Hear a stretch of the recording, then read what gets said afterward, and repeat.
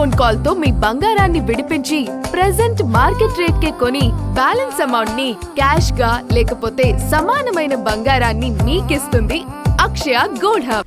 యావత్ దేశం ఆసక్తిగా ఎదురుచూస్తున్న తమిళనాడు అసెంబ్లీ ఎన్నికల ఫలితాలు నేడు వెలువడనున్నాయి. ఓట్ల లెక్కింపు కోసం రాష్ట్ర వ్యాప్తంగా ఏర్పాట్లు పూర్తయ్యాయి. ఈసారి ఎన్నికల్లో అధికార డీఎంకే, ప్రతిపక్ష అన్నా డీఎంకేతో పాటు ప్రముఖ నటుడు విజయ్ పార్టీ టీవీకే రంగంలోకి దిగడంతో సర్వత్రా ఉత్కంఠ నెలకొంది.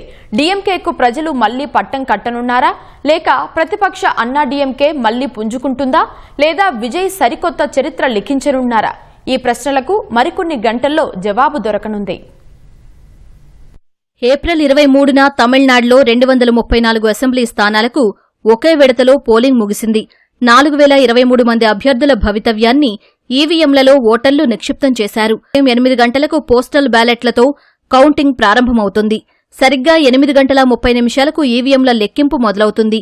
ఈవీఎంల కోసం ప్రత్యేకంగా 234 కౌంటింగ్ హాళ్లను సిద్ధం చేశారు. పోస్టల్ బ్యాలెట్లు, ఈటీపీబీఎస్ ఓట్లను లెక్కించేందుకు మరో 240 హాళ్లు కేటాయించారు. మొత్తం 3324 కౌంటింగ్ టేబుళ్లపై ఓట్ల లెక్కింపు కొనసాగనుంది. ప్రతి నియోజకవర్గానికి ఒకరు చొప్పున మొత్తం 234 మంది కౌంటింగ్ అబ్జర్వర్లను ఈసీ నియమించింది. 4624 మంది మైక్రో అబ్జర్వర్లు, 10,545 మంది కౌంటింగ్ సిబ్బంది విధుల్లో పాల్గొన్నారు.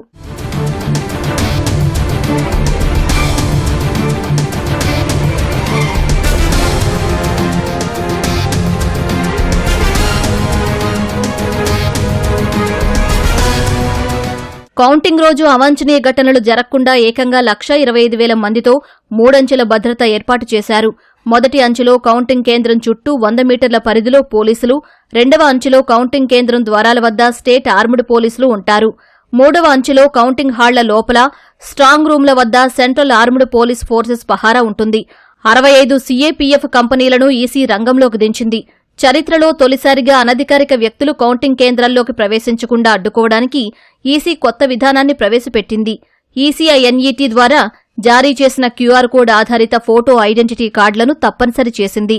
తమిళనాడు సీఎం డీఎంకే అధినేత ఎంకే స్టాలిన్ కొళత్తూరు స్థానం నుంచి బరిలో ఉన్నారు. అన్నా డీఎంకే చీఫ్ పళనిస్వామి తన సొంత నియోజకవర్గం ఎడప్పాడి నుంచి పోటీ చేస్తున్నారు. పెరంబూర్ అలాగే తిరుచి ఈస్ట్ నియోజకవర్గాల నుంచి దళపతి విజయ రంగంలోకి దిగారు.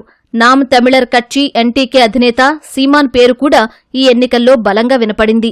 ఆయన కారైకుడి నుంచి పోటీ చేశారు. ఇక ఈ ఎన్నికల్లో సంక్షేమం, అభివృద్ధి, సామాజిక న్యాయం చుట్టూ డీఎంకే ప్రచారం చేసింది.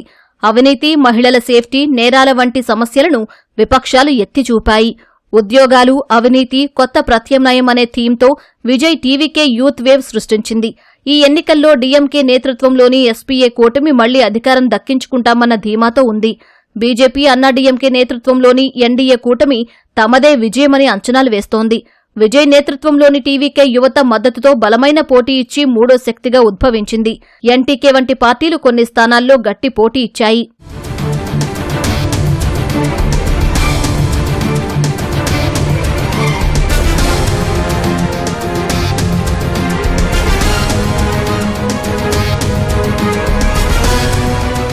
పార్టీల అంచనాలు ఎలా ఉన్నా తమిళనాడులో మళ్లీ డీఎంకే కూటమికే ప్రజలు పట్టం కట్టినట్లు ఎగ్జిట్ పోల్స్ తెలిపాయి. డీఎంకే కూటమికి 114 నుంచి 136, అన్నా డీఎంకే కూటమికి 34 నుంచి 56 సీట్లు రావచ్చని టుడేస్ చాణక్య వెల్లడించింది. విజయ్ టీవీకే 52 నుంచి 74 స్థానాల్లో విజయం సాధిస్తుందని వివరించింది. యాక్సిస్ మై ఇండియా మాత్రం టీవీకే పైచేయి సాధిస్తుందని నొక్కు చెప్పింది. టీవీకే 98 నుంచి 120, డీఎంకే కూటమి 92 నుంచి 110, అన్నా డీఎంకే కూటమి 22 నుంచి 32 సీట్లను సొంతం చేసుకుంటుందని వెల్లడించింది.